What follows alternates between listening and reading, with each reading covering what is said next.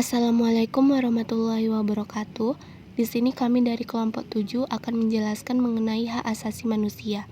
Sebelumnya, terima kasih kepada Dr. Muhammad Kaulan Karima, SPDI MPD, selaku dosen pengampu mata kuliah Pendidikan Kewarganegaraan.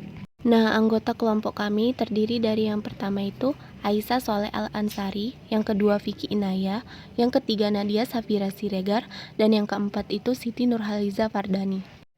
Di sini kami akan membahas mengenai pengertian hak asasi manusia, nilai dasar dan penggolongan HAM, hak asasi manusia dalam Undang-Undang RI, dan yang terakhir kajian Islam tentang hak asasi manusia.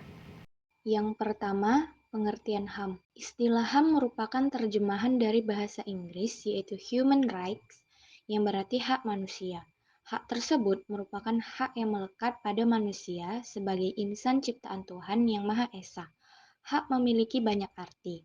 Hak dapat diartikan sebagai sesuatu yang benar dan kekuasaan untuk berbuat sesuatu.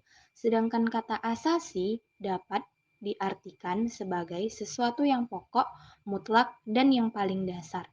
Maka, HAM adalah hak yang bersifat mendasar yang dimiliki oleh manusia, yang dimana hak tersebut dibawa sejak manusia itu lahir dan merupakan pemberian Tuhan yang tidak dapat dirampas oleh siapapun serta harus dihormati keberadaannya. Selanjutnya, nilai dasar dan penggolongan HAM. Pada dasarnya terdapat dua hak dasar yang dimiliki manusia, yaitu hak yang melekat dan berada pada setiap manusia sejak dilahirkan, dan hak undang-undang, yaitu hak yang diberikan oleh undang-undang secara khusus kepada pribadi manusia. Dalam kehidupannya, manusia selalu memiliki hak-hak dasar antara lain hak hidup, hak untuk hidup tanpa ada perasaan takut dilukai atau dibunuh oleh orang lain, hak kebebasan, hak untuk bebas, hak untuk memiliki agama atau kepercayaan, hak untuk memperoleh informasi, hak menyatakan pendapat, hak berserikat dan sebagainya, hak kepemilikan, dan yang terakhir, hak untuk memilih sesuatu seperti pakaian, rumah, mobil, perusahaan, pabrik, dan sebagainya. 1. Berdasarkan jenisnya, hak asasi dapat digolongkan menjadi A. Hak asasi pribadi yang merupakan hak-hak yang dimiliki oleh masing-masing orang. B. Hak asasi politik. C. Hak asasi hukum dan peradilan. D. Hak asasi ekonomi. Dan E. Hak asasi sosial budaya. Yang kedua, berdasarkan segi pembatasannya, hak asasi manusia dapat digolongkan sebagai berikut. A. Hak asasi manusia yang dapat dibatasi adalah hak-hak asasi manusia yang dalam kondisi, situasi, atau alasan tertentu dapat dibatasi maupun ditunda pemenuhannya. B. Hak asasi manusia yang tidak dapat dibatasi adalah hak asasi yang dalam situasi dan kondisi apapun tidak dapat dibatasi atau ditunda pemenuhannya karena tergolong sebagai hak yang paling esensial. Yang ketiga, berdasarkan segi keaktifan terhadap pemenuhannya, hak asasi manusia dapat digolongkan sebagai berikut.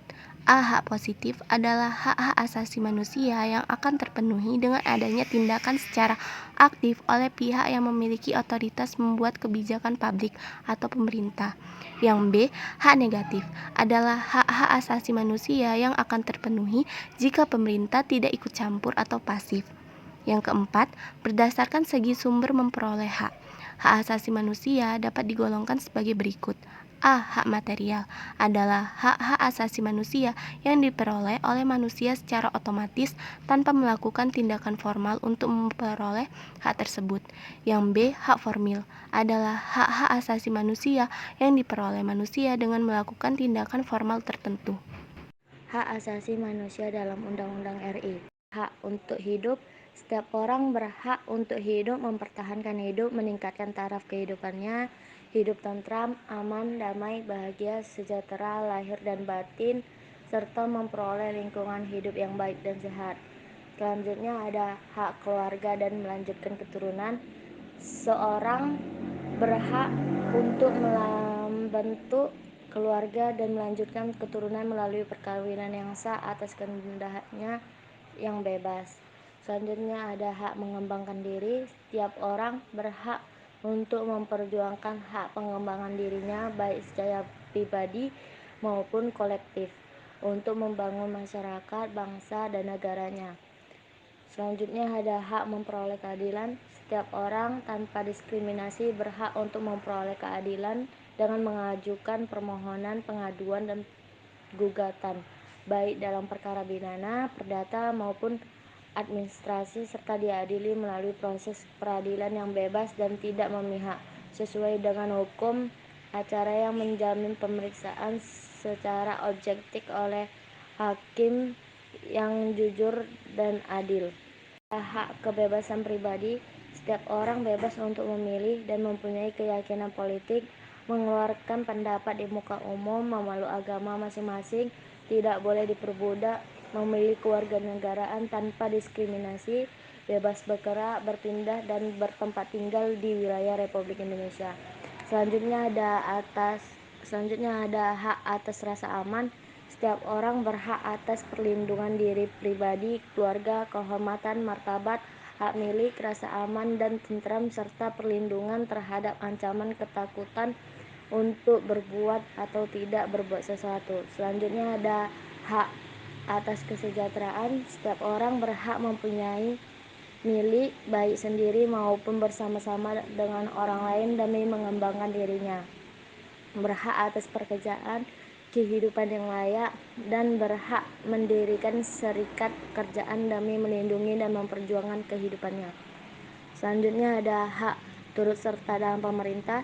Setiap warga negara berhak turut serta dalam pemerintah dengan langsung atau perwakilan wakil yang dipilih secara bebas dan dapat diangkat kembali dalam setiap jabatan pemerintah. Ada hak wanita. Seorang wanita berhak untuk memilih, dipilih, diangkat dalam jabatan, profesi, dan pendidikan sesuai dengan persyaratan dan peraturan perundang-undangan. Di samping itu, berhak mendapatkan perlindungan khusus dalam pelaksanaan pekerja atau profesinya terhadap hal-hal yang dapat mengancam keselamatan dan kesehatannya. Selanjutnya ada hak anak. Setiap anak berhak atas perlindungan oleh orang tua, keluarga, masyarakat, negara, serta memperoleh pendidikan, pengajaran dalam rangka pengembangan diri dan tidak dirampas oleh kebebasannya secara melawan hukum. D. Kajian Islam tentang HAM. Islam sebagai agama universal mengandung prinsip-prinsip hak asasi manusia. Islam menempatkan manusia pada kedudukan yang sejajar dengan manusia lainnya, yang berarti Islam tidak bertentangan dengan HAM. Nilai-nilai dalam Islam dan HAM mempunyai beberapa kesamaan, antara lain nilai persamaan, nilai kebebasan, nilai keadilan, dan nilai-nilai lain yang bersifat fundamental. Upaya menemukan rumusan HAM memperoleh apresiasi dari beberapa negara Islam. Beberapa negara yang bergabung dalam Dewan Islam atau Islamic Council yang antara lain terdiri dari Mesir, Pakistan, dan Saudi Arabia yang membidani lahirnya deklarasi HAM versi Islam. Dalam deklarasi Islam tentang HAM dinyatakan bahwa Islam telah memberikan suatu peraturan ideal tentang HAM kepada umat manusia sejak 14 abad yang lalu. Dalam sejarah konstitusi Islam, terdapat dua deklarasi yang memuat hak-hak asasi manusia yang dikenal dengan Piagam Madinah dan Deklarasi Kairo atau Cairo Declaration. 1. Piagam Madinah. Piagam Madinah atau Mitsaqul Madinah yang dideklarasikan oleh Rasulullah pada tahun 622 Masehi merupakan kesepakatan-kesepakatan tentang aturan-aturan yang berlaku bagi masyarakat Madinah yang dipimpin oleh Nabi. 2. Deklarasi Kairo atau Cairo Declaration. Negara-negara Islam yang bergabung dalam Organization of the Islamic Conference atau OIC pada tanggal 5 Agustus 1990 mengeluarkan deklarasi tentang kemanusiaan sesuai syariat Islam di Kairo. Konsep hak-hak asasi manusia hasil rumusan negara-negara OIC ini selanjutnya dikenal dengan sebutan Deklarasi Kairo.